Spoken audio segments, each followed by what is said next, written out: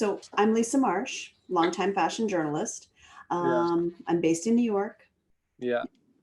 a good place most times, not so much now. Yeah. Uh, and Oliver Volquardsen is a stylist and a consultant, and he was previously the fashion director of Love magazine in London. And is that where you're based?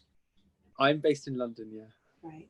So it's a good place to be now, yes? Yeah, it's not bad. I mean, they keep changing it every 2 minutes, like the rules of all COVID by Boris Johnson and all that lot, who are equally, or, you know, the next predecessors of Trump.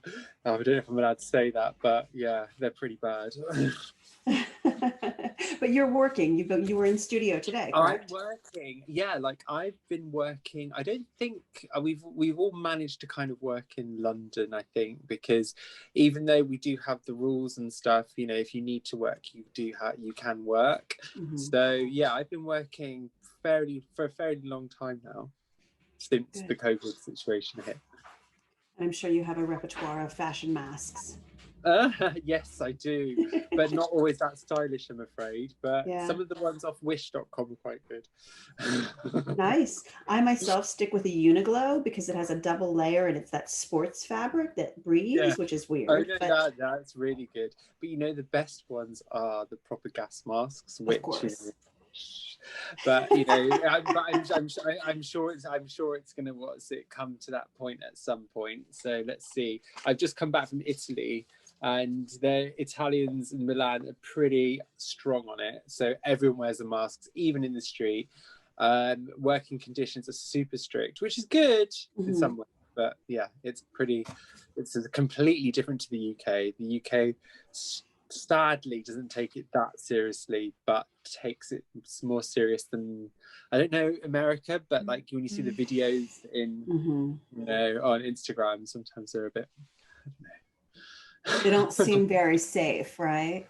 Don't seem very safe, and don't seem like, if it's very it can seem very hostile very quickly, which I don't know, in England, I'm not saying it isn't, but I don't know, we don't need to do that. We have different things going on, so unfortunately. So let's talk about fashion. Do you view fashion as art? Yes, I do. A massive art form, an expression of art, expression of people, designers, be it times, well, you know, situations that were the current climate of the world. I think it is a reflection of everything, really. Where'd you go? Right. Yeah, I'm back again. Sorry. Okay. Yeah, I tend to agree with you, but I don't think, I think one of the things that I talk about in the piece that this is accompanying is that there's, have you seen the piece? I haven't seen it yet. I haven't, sadly, but I will do, hopefully. I mean, I think one of the things that I try and talk about is how there's a difference between fashion and clothes. Like, you know, you and I are wearing clothes right now, like tops, bottoms, whatever. It's a uniform that people wear, but I feel like fashion is something different. It's something special. It's something that stands on its own. And, you know, I actually just saw a fashion show yesterday. You know, I was invited to a Zoom show, and it's a big designer, top name designer, and nothing that he showed on that runway made me think that, like, wow, this is fashion. It was skirts and it was tops. It was dresses, like nothing stood out at me. And I think that's really hard right now because, you know, when you talk about fashion as being an art form, me too, I agree with it.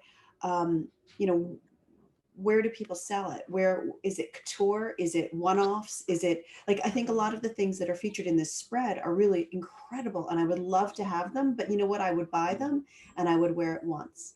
And then I'd put it in my closet and I'd break it out in 5 years and people would think I'm the greatest person in the world 5 years later. But like, that's what I think fashion is. Fashion pieces are, they're very special. And, but like, who's buying? Where are you buying fashion? It's such an interesting topic, because when I was at university, even, or, you know, I studied art to begin with, fine art, and then I went on to do fashion, more fashion focused part of the arts. But it was always said by my teachers in art, or like, you know, fine art as in painting and all that kind of thing, they would always say it's not an art, but then people working in fashion or have achieved something to a certain credibility, or, you know, they feel and they declare themselves as artists. And I do think to some respect that, you know, fashion designers, they are artistic, especially when they first start out, and they try and be, but, you know, sadly, money makes the world go round. And when you start getting corporate, and, you know, I work with lots of people, and I work in a lot of corporate companies that I can't say on this, I don't think, but anyway, and those companies, you know, some of them are very creative and are seen in the fashion world as, you know, some of the leading fashion houses, you know, who show. But, you know, at the end of the day, it's very money driven, and that's the difference between a big company and, you know, a student designer. So, like, the people in that story, I know some of them personally, and, you know, some of them are studying still, and some of them they are artists. They've, you know, that they make things themselves. So, you know, they find bits of plastic and they start painting on it and stuff, and that is an expression for them. But I think it's an expression. I think it starts out from an artistic place and an expression of what they want to portray in whatever their message they want to give out, or what they want to show to people. But after a certain point, you know, when it starts getting money driven, and people just get more diluted, and, you know, it is seeing, you know, the young designers and people who, well, I say young designers, people who are not, you know, they don't do it to sell. Right. You know, they do it because they want to do it and they love it, and that's why they do it. To seeing a huge, massive corporate company to saying, like, yeah, that's a great vision. Now, this is what we've got to sell. This is the dilute. And then even when you see things on the runway you think are great, where if they are sold, they are, you know, 60% change to become down, right. Yeah. So, like, you know, that sheer top is no longer sheer, and that dress comes down an extra inch or whatever, you know, whatever. I'm just saying. No, it's totally true. And, you know, I think obviously when you start, I think making money, and I think being made to feel current makes you want to like, you know, wants to give in to the corporate nature. But, like, I think, and it's quite like, and I'm sure like in everywhere, in New York as well, or, you know, any part of America, people don't do it just for money, but, you know, essentially people do. That is an aim, and it's an aim to get onto that credibility, not credibility, how do you say, when people acknowledge you in the fashion world as someone who's, you know, not just for their art, but someone who sells and is a big, you know, mover in the industry. You have to have, you know, you have to start selling, and that's money, you know what I mean? And so then that starts changing everything. Sorry, it's like totally, it's such a hard question, because I know so many people who are those people who don't have money and don't have much, but they do it and they are good, and they are, you know, recognized in the fashion industry. If it just be London or Europe or worldwide, they don't earn money, but they do it because they need to do it. I get that not everyone can do that, and I know that's, but they are, and I feel in that respect they are artists, because that's what artists do. If you're a painter, you don't paint for money, you paint because you love it. You know, there's people who can draw and sell, and I get that, but if you're an artist creating stuff, you don't do it just for money, especially not when you first start out. I'm going to ask you a couple of weird questions. Yeah. So, you know, I completely agree with you about all that crazy, you know, doing it as to do it to demotivate yourself, to do it as creating a piece of artwork, not to do it to make a bunch of money, right? But there are people that do have to do it to make money. Of course, yeah, right? Of course. I mean, like, everyone does. It's the catch-22 questions. You know what I mean? Like, we've got to pay rent. We've all got to make money. You know, we've all got to do it. Right. I mean, when I was studying fashion, before I got into magazines and to realize that I liked imagery rather than, you know, sewing something or making something or making, you know, I found a different outlet for it. But, you know, when I first started, I remember designing big puffer jackets with big zips that hung out on the ground and, like, trailed behind you for a meter, and thought that was really important. Drama. But do you know what I mean? It's like that kind of thing is, at that point, it doesn't matter. That's your vision. Right. And now, like, you know, this morning I was on a job and I really didn't want to do it. And it wasn't anything that I didn't really, well, I shouldn't say that, but you know, I was doing it kind of for a favor for a not so big brand, but a little bit. And I just, you know, and I wasn't able to kind of do what I wanted to do, which was quite selfish of me, I suppose. But when you're, you know, but I was like, I need the money, so yeah. I hear you. So I get it, you know. And I suppose it's not just, sorry, but carry on. Sorry, I'm going on.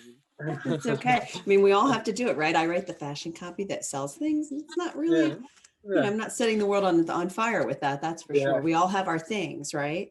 Of course. So let's switch gears a little bit. Where do you think people get their information about fashion now? You know, people talk about the death of the magazine, which I mean, it's ironic. We're talking about a magazine right now. But there's the death of a magazine. You know, people look at influencers, not fashion editors. I mean, where do people get information, do you think?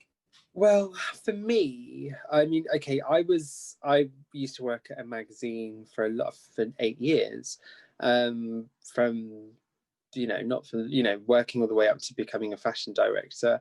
And I've seen every aspect of it. But the magazine I worked for was under a huge corporate, you know, publishing house called Condé Nast, which mostly everyone knows, but if you don't, it's, you know, they have very big famous titles like GQ or Vogue or whatever underneath them, and they're usually based in, you know, we've got one in London, there's one in New York, and then there's, you know, some others around the world, and some that represent other countries in big cities in Europe or whatever.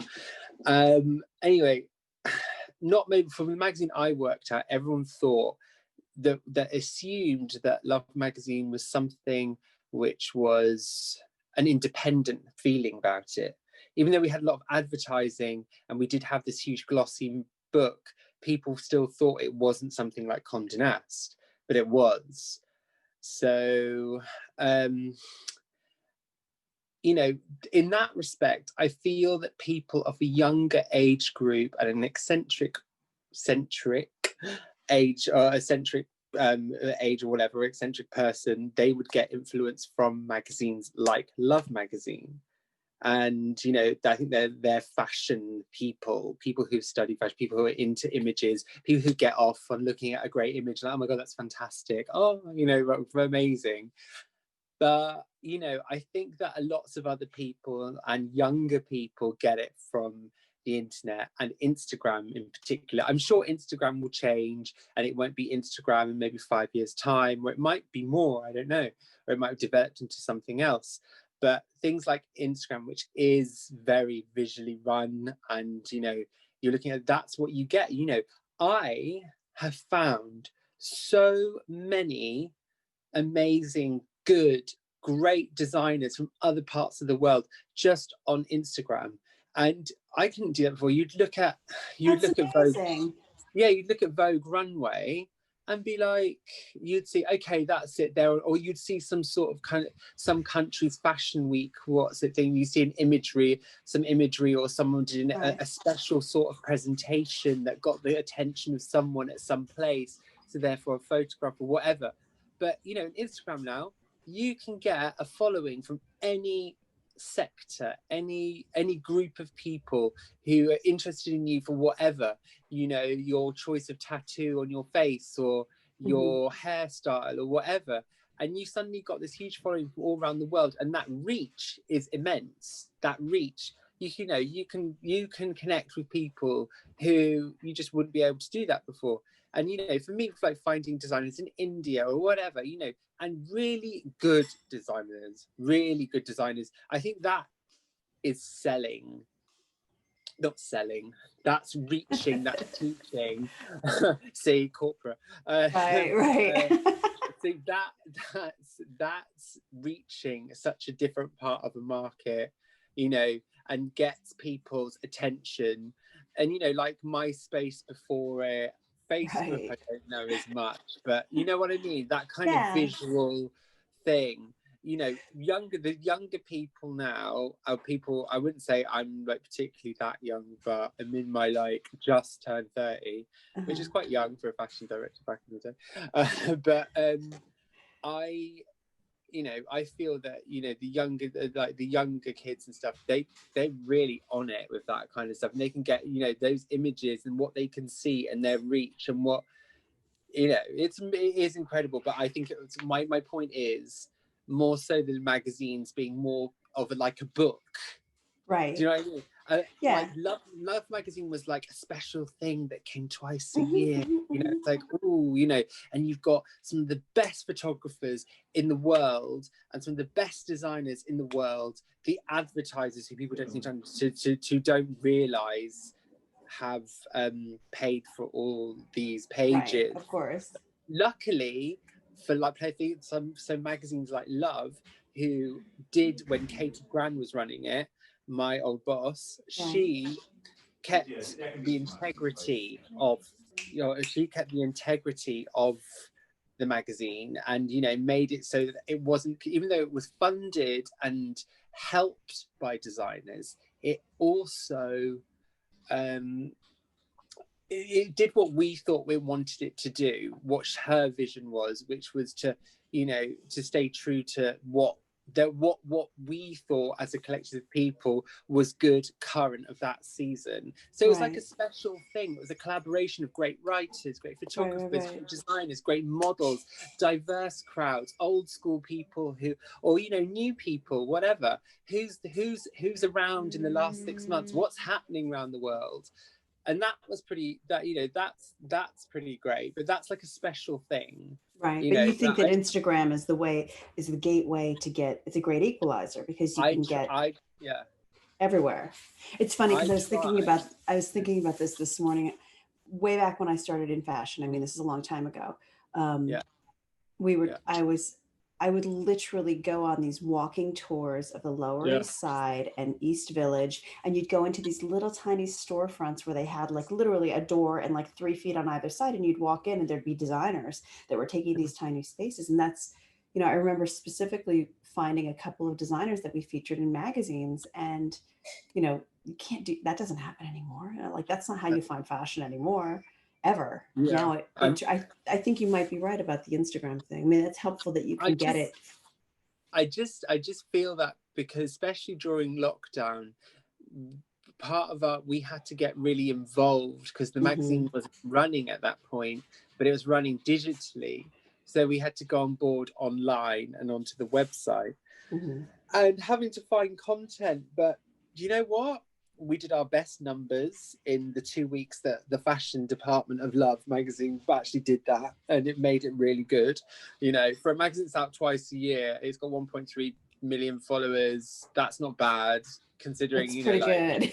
Considering you've got things like other more known and longer history, but not such a reach, or isn't very captivating for a younger audience. They have not, it just, sadly, I tried to dodge the Instagram thing, and like when I was younger, and I was just like, oh my god, what is this?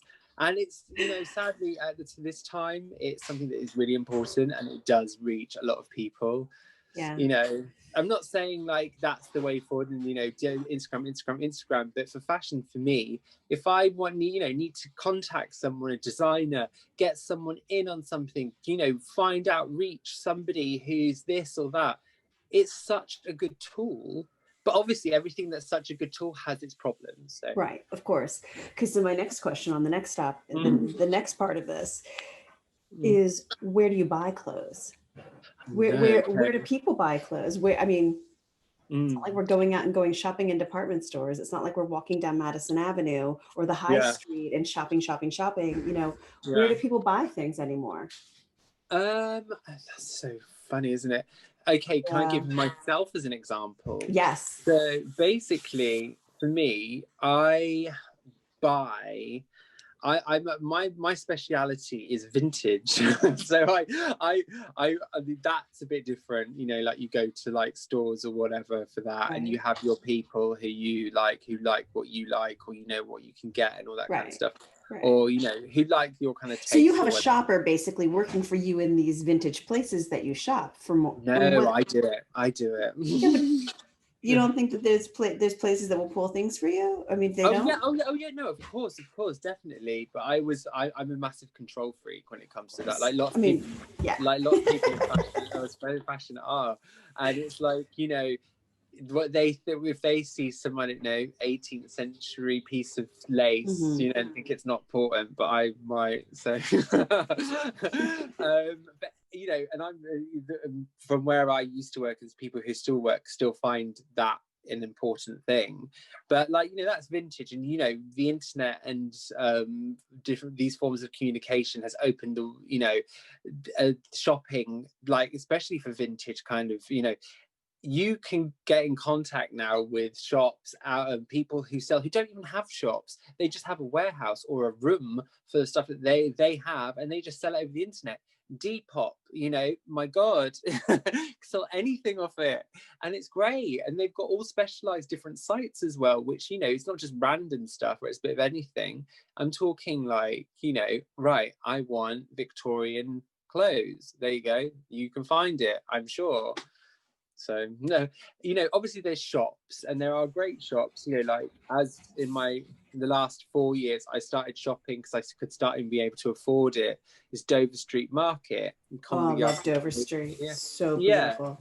So they've got the one in London. You know, I used to go there before when I was younger and be like, oh my God, like this is where you go, like look at all these mad clothes. Oh, amazing. Now, you know, yeah, go on. You know what I think makes what makes Dover Street good, what makes it special, is that it feels like it's curated. I mean, it is curated. Like, it's you'll like walk in and you'll find 5 things that you've never seen before in the world, and you're never going to see them. So if you don't buy one of these 5 things, they're gone. Poof. Yeah. You know? No, I agree. I mean, that's a concept in itself, and that's Ray Kawakubo being brilliant at what she is. I say that I just did a Comme des Garçons special for Love magazine, so I'm very happy because that's a dream of mine. She, you know, that's her world, and she's done that really well. I mean, obviously you get department stores and all this online thing. I'm the kind of person who always need to go and try clothes on, so whatever. I go and I try stuff on. I got to, and I actually really enjoy it. So surprisingly, I mean, like they say it's really hard to buy clothes yourself. It usually is, but as I get older, it gets easier. So. Because you know what you like. Yeah. Okay, I'm gonna. We've talked a long time. Oh, have we? Okay, sorry. Yeah. No, but it's fine. I think it's fine. I think it's going to be fine. Who do you think influences fashion designers now?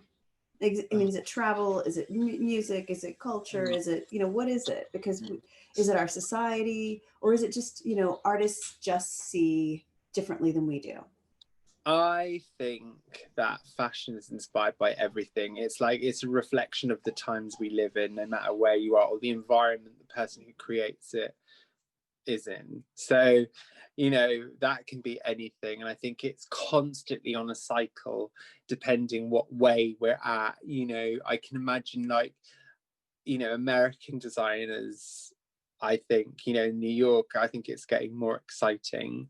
You know, maybe that's a reflection of how, you know, sorry, I don't mean to be rude, but like how dreadful it all is with the government and all that. Maybe that is a reflection of that. You know, things go up and down, and I think it's a reflection. I think it's a reflection of your environment, to be honest. I think that we've kind of hit the nail on the head here. Okay, great.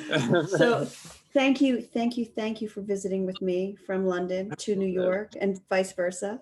Yeah. This has been great, and you know, I really look forward to seeing some of the things that we will create in the future.